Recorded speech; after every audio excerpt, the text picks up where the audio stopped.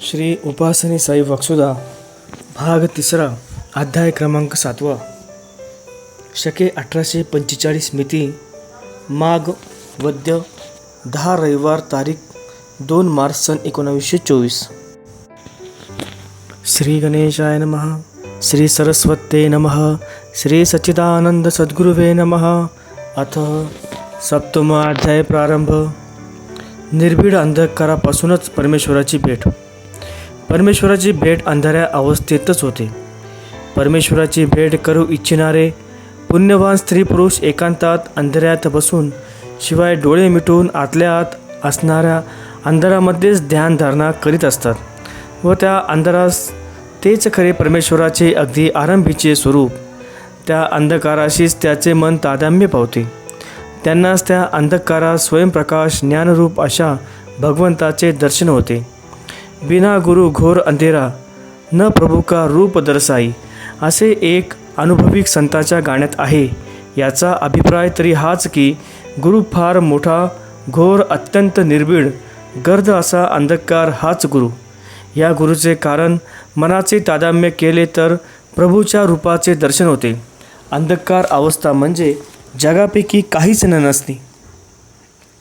अंधकार अवस्था म्हणजे जगापैकी काहीच न कळणे म्हणजे निर्भीड अंधकार। सद्गुरु कृपा होऊन जर ज्ञान मिळाले तर काय मिळते तर जगापैकी काही एक न कळणे असा जो निर्भीड अंधकार तेच प्रथम मिळते। केवळ अंधकाराचे मात्र कळणे असते, बाकीचे जगापैकी काही कळत नाही। मला स्वतःला हाच अनुभव आहे आणि अंधकाराच्या योगे खऱ्या स्वयंप्रकाश ईश्वराचे दर्शन होत असते। यावरून काय झाले की अंधेरातच देव पाहावा, उजेडात झाडे झुडपे दगड माती वेडेवाकडे चांगले चुंगले आई बाप लेकरे बाळे भाजी भाकरी इत्यादी खाण्याचे व जगाच्या सुख उपभोगाचेच विषय दिसतील। त्याशिवाय उजेडात काय दिसणार? दुसरे काही दिसत नाही तर सांगा। ज्याचे मन पुण्यवान आहे त्यांना अंधेरात किंवा उजेडात किंवा अंतकाळी प्रसंगवत परमेश्वर किंवा सत्पुरुष किंवा साधे पुरुष असे सुख देणारे आपोआप अकस्मात प्रत्यक्ष देखावाचे दृष्टांत होत असतात व कोणाकोणास भाषण केल्यासारखेही होते। नेहमी पुण्य करणाऱ्या स्त्री पुरुषांना भावी सुखाचे दर्शक म्हणून दृष्टांत रूपाने असे अनुभव येतच असतात। याच्या उलट ज्या स्त्री पुरुषांजवळ पापाचा साठा असतो व जे दृष्टाचरण व पापाचरण करीत असतात त्यांना भावी भयंकर दुःखाचे दर्शक म्हणून उजेडात किंवा अंधारात किंवा मरणकाली काही विद्रूप वेडेवाकडी भयंकर अशा रूपाची वाईट चिन्हे व आकार काही चक्रे दिसत असतात। सत्पुरुषाचा व परमेश्वराचा प्रत्यक्ष रूपी फोटो आपल्या हृदयात प्रकट होण्याचा सुलभ उपाय म्हणजे देशपांडे फोटोग्राफर यांना उद्देशून दोघांमध्ये एक तिसरे उत्पन्न करावे। तिसरे काय उत्पन्न कराल तर फोटो। अहो तुम्ही व मी दोघे चैतन्य रूप, मग तिसरा फोटो जड उत्पन्न करायचा की काय? नवरा बायकोपासून तिसरी व्यक्ती चैतन्य रूप उत्पन्न होते। मग तुमच्या माझ्यात जड फोटो उत्पन्न होईल काय? तर तुमच्या माझ्यात चैतन्यरूपी फोटो निघाला पाहिजे तर खरे फोटोग्राफर, नाहीतर कागदावरच जगाचे फोटो निघतातच। माझ्या स्त्रीवेशात संक्रांतीचा फोटो तुम्ही काढाल तेव्हा वाटेल ती तुमची स्त्रीच। दोघांमध्ये ती स्त्रीरूप तसबीर उत्पन्न झाली तरी ती जडच चैतन्यरूप नाही। मग काय करावे? असा फोटो तुमच्या माझ्यात काढा की ज्यापासून चैतन्यरूप मूर्ती प्रकट होईल। असल्या जड फोटोत काही अर्थ नाही। तुमच्या जवळील कॅमेऱ्यात तुम्ही मला कागदावर घेता तसे तुमच्या हृदयरूपी कागदावर मला घ्या, म्हणजे चैतन्यरूप फोटो निघेल। जड कॅमेरा बोलतो चालतो काय? त्या जडाच्या आधाराने फोटो घेता तेही जडच निघेल। तुम्ही स्वतः कॅमेरा व आत हृदयात असलेल्या फोकस लेन्स किंवा काय म्हणतात ते पहा, त्यात माझा फोटो घ्याल तर चैतन्यरूप फोटो बरोबर निघेल। कागदावरील फोटो बोलत नाही, चालत नाही, काही सांगतही नाही। देवाचा म्हणा का माझा म्हणा, फोटो आपल्या चैतन्यरूप हृदयात ध्यान रूपाने घेऊन त्याचे नेहमी दर्शन घ्यावे। माझा हा असा हा माझा किंवा सत्पुरुषाचा किंवा कोणत्याही इष्ट देवतेचा चैतन्यरूप फोटो आपल्या हृदयात खरोखरीचा प्रत्यक्ष प्रकट होण्यासाठी साधा व सोपा उपाय ऐकून ठेवा. कोणत्याही अवस्थेत कोणत्याही वेळेस आत बाहेर शुचिर्भूत होऊन एकांतात अंधारात बसून डोळे लावून शक्य तितके इतर विचार न येऊ देता मनालाही शक्य तितका एकांत देऊन आतल्या आत आपल्या हृदयात ज्या सत्पुरुषाचा किंवा ज्या देवाचा किंवा ज्या देवतेचा फोटो घ्यावायचा असेल त्याचेच केवळ स्मरण, त्याचा देखावा, त्याचा आकार सारखा मनात पाहत राहावा. असे शक्य असेल तर जास्त वेळ करीत राहावे.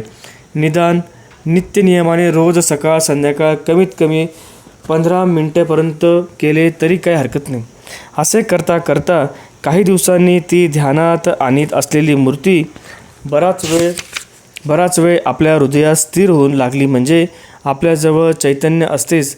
ते चैतन्य मनाच्याद्वारे त्या ध्यान करीत असलेल्या आकारात मूर्तीत फोटोत प्रवेशून त्या मूर्तीशी ऐक्यत्व होऊन त्याच परमेश्वराची किंवा सत्पुरुषाची मूर्ती आपल्याप्रमाणे चैतन्यरूप होऊन ती आपल्या हृदयातच किंवा आपल्या हृदयाच्या बाहेर आपल्यासमोर प्रकट होऊन हलू चालू लागेल. आपल्याशी बोलणे वगैरे सर्व व्यवहार करते व ज्या देवतेमध्ये चैतन्य आले असेल त्या देवतेच्या गुणधर्माला अनुसरून त्या देवतेप्रमाणे अघटित शक्ती किंवा सत्पुरुषाप्रमाणे सद्रूप अवस्था आपोआप ध्यान करणाऱ्याच्या अनुभवास येऊ लागते. मग आपल्याच मनाच्या योगे त्या देवतेला किंवा सत्पुरुषाला आपल्या हृदयात घेतले आणि आपल्याच ठिकाणी चैतन्य मनाच्याद्वारे त्यात घातले गेले म्हणजे त्या सत्पुरुषात किंवा त्या देवतेत व आपल्यात काही फरक राहत नाही. मग त्या सत्पुरुषाचे किंवा परमेश्वराचे जे अघटित सामर्थ्य व अलौकिक ऐश्वर तेच आपले होऊन बसते.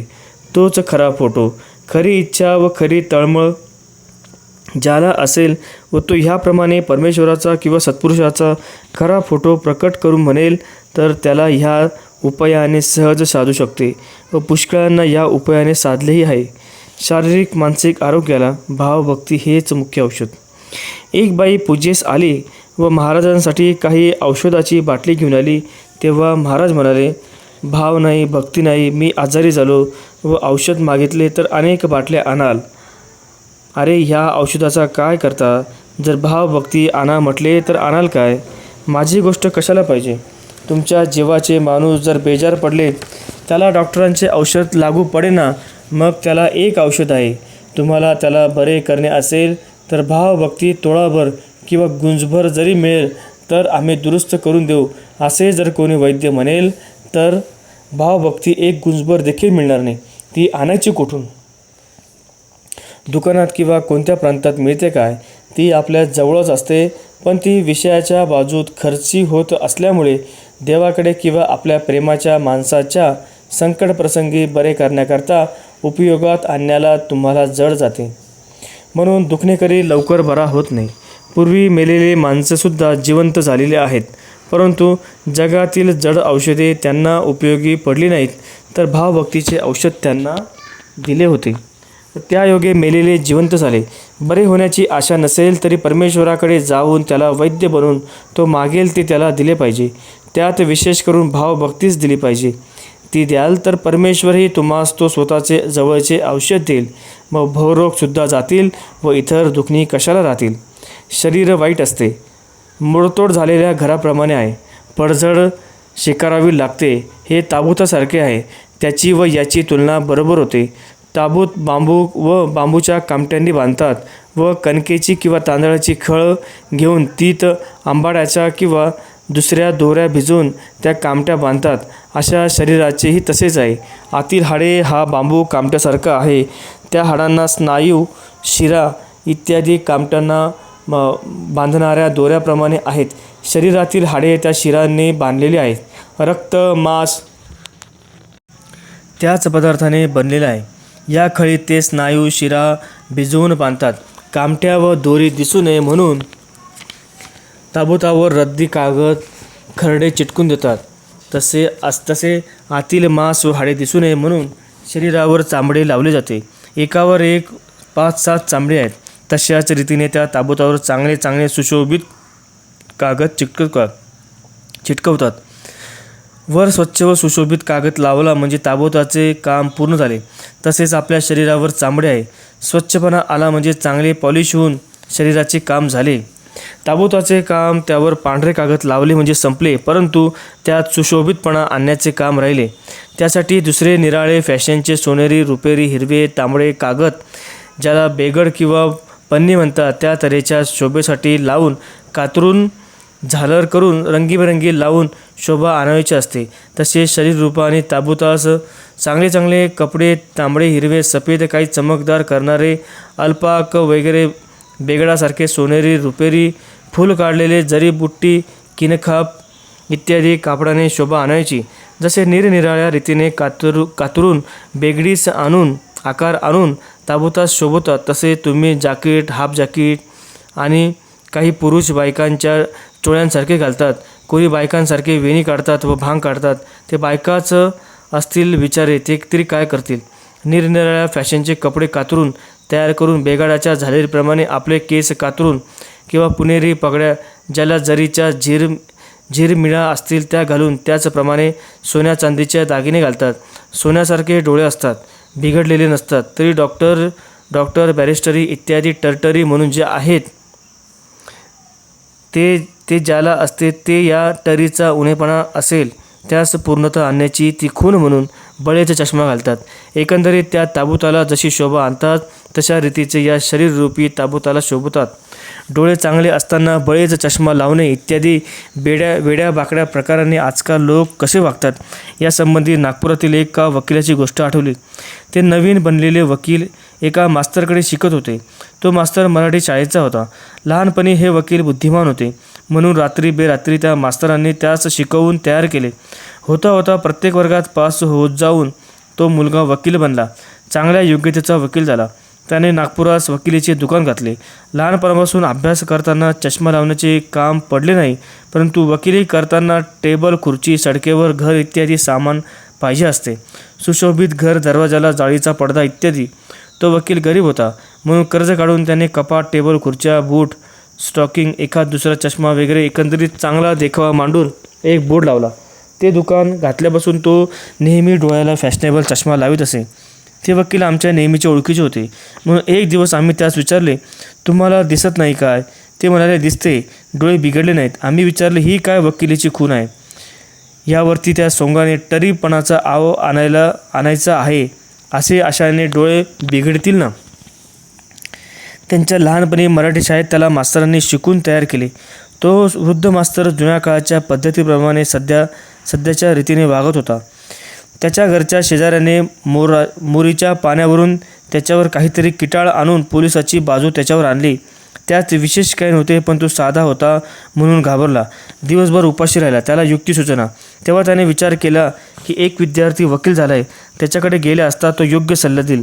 भूक लागली असता 3 प्रहारच्या सुमारास उपाशी तापाशी तो तिथे आला. हे बॅरिस्टर निजून उठून चहा घेऊन, चष्मा लावून, हातात एक बुक घेऊन एकटेच दुकानात बसले होते. ते मास्तर दरवाजात येताच वर पाहून त्या मास्तरकडे कोणत्याही प्रकारे रुख न मिळता त्या वृद्ध मास्तरने आपल्याला कळकळीने शिकवल्याच्याच योगे आपल्याला ही वकिलीची स्थिती आली याबद्दल उपकार न स्मरता त्या पोकळ मोठेपणाच्या झाकात त्या मास्तरकडे दुर्लक्ष करून पुन्हा खाली तोंड घालून बसून राहिला. मास्तर डोळ्यातून पाणी काढीत खिन्न होऊन दरवाजाच्या बाजूने बाहेर बसला. तो दिवस रविवारच्या सुट्टीचा होता, म्हणून आम्ही दोघे तिघे त्यांच्या भेटीसाठी म्हणून सहज त्यांच्या घरी आलो. दरवाजाच्या बाजूला एक गरीब ब्राह्मण बसलेला पाहून दया आली व त्यास विचारले, का आजोबा, का अश्रू ढळता, का बसला? तेव्हा त्या मास्तराने सर्व हकीकत सांगितली व हा वकील माझा विद्यार्थी आहे, मला काही सहाय्य करेल म्हणून आलो, तर याने माझा तिरस्कार केला.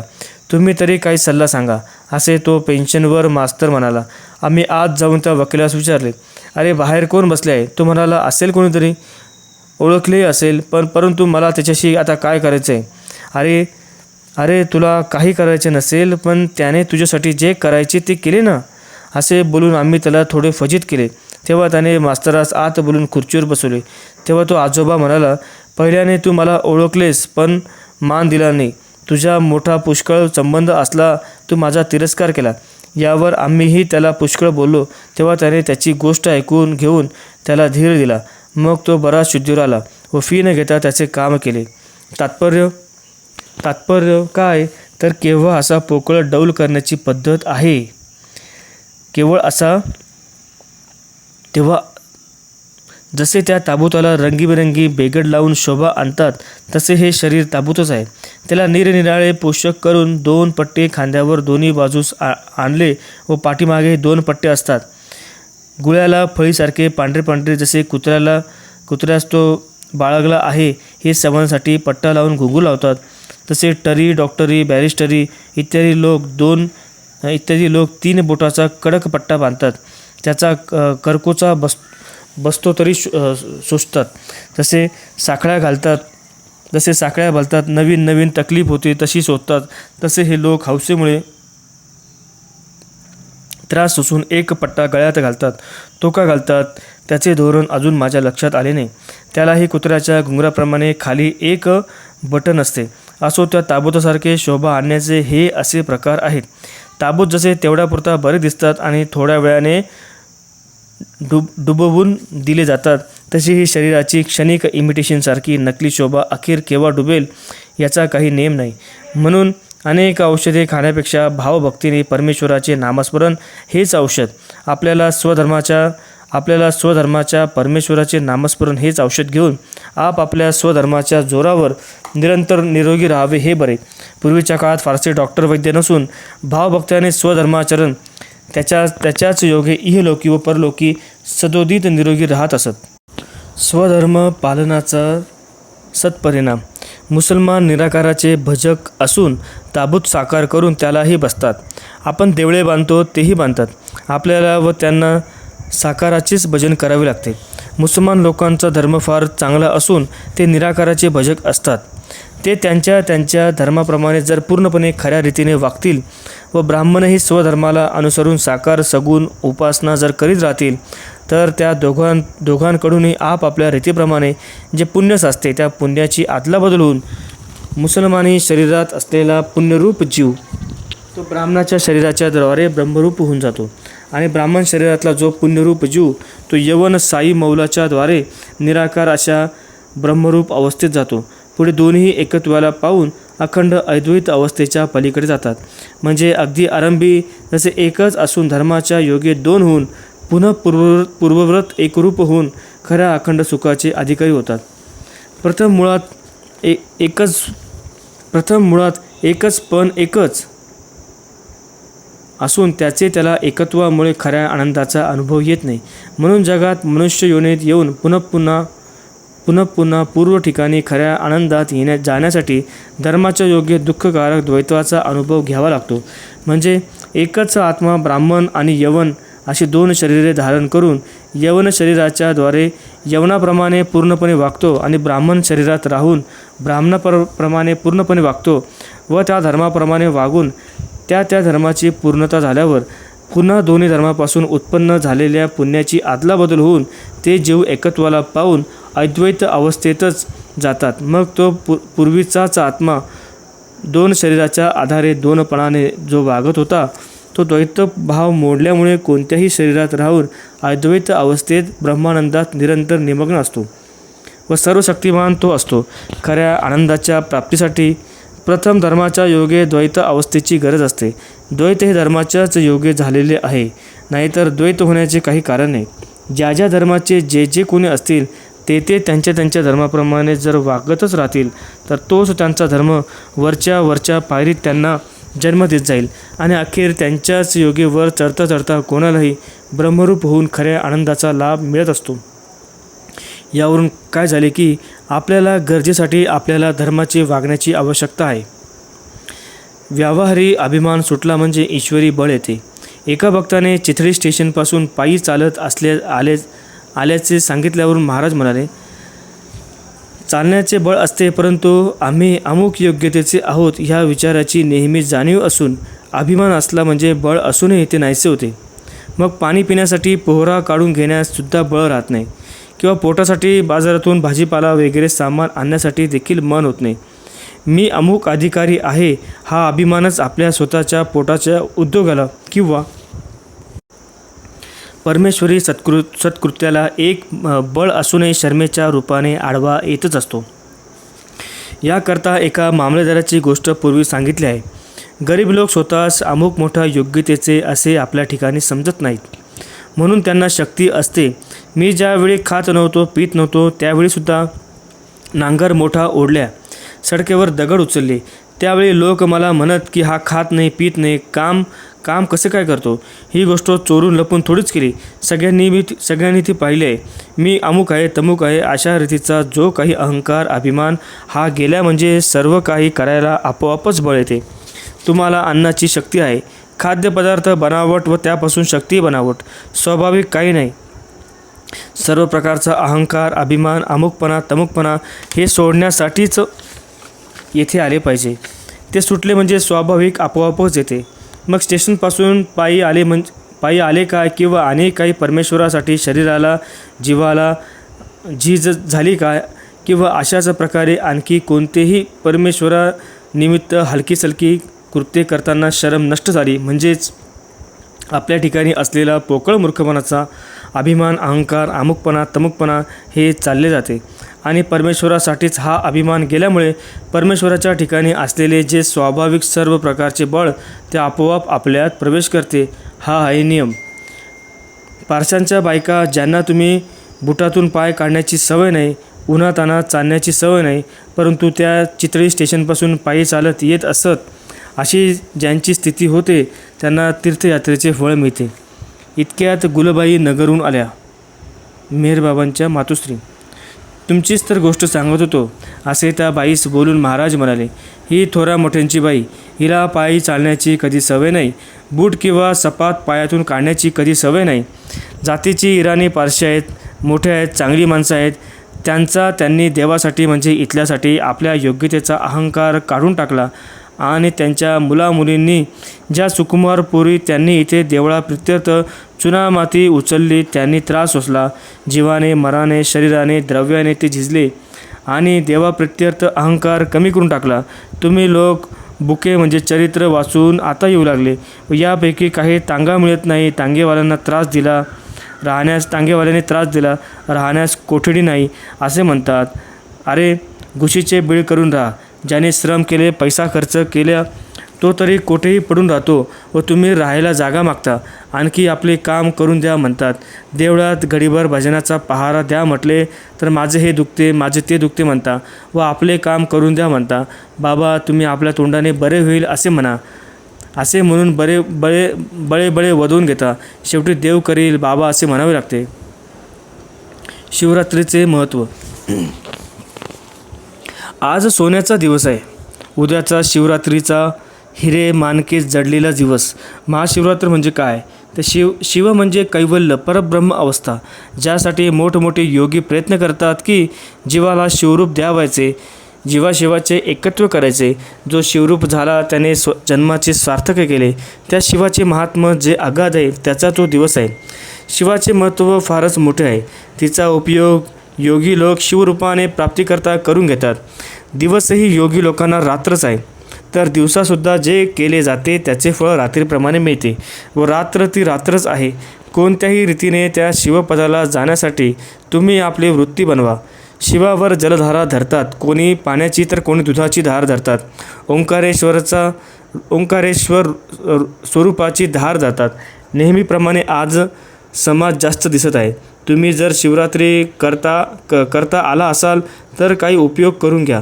संसाराची सवय लागली म्हणून जीवदशा आली. ती जाण्यासाठी मी अमुक आहे, तमुक आहे हे सोडावे. ते सुटण्यासाठी संसाराकरता जसा शरीराचा, जीवाचा, मनाचा उपयोग करता तसा शिवासाठी करावा. त्याची विनाकारण करणे आहे. ती करणे मनुष्याचे कर्तव्य आहे. शिव निराकार आहे. त्याच्या अनेक नावापैकी विनाकारण हे एक नाव आहे. तो विनाकारण आहे म्हणजे कारणरहित आहे. क्रियाकर्तृत्व तेथे नाही. करता तुम्ही जे कार्य कराल ते विनाकारण कराल तर शिवपदाची प्राप्ती होईल. काही उद्देशाने येथे कोणाचे येणे असेल तर त्याला विनाकारणाचे फळ मिळणार नाही.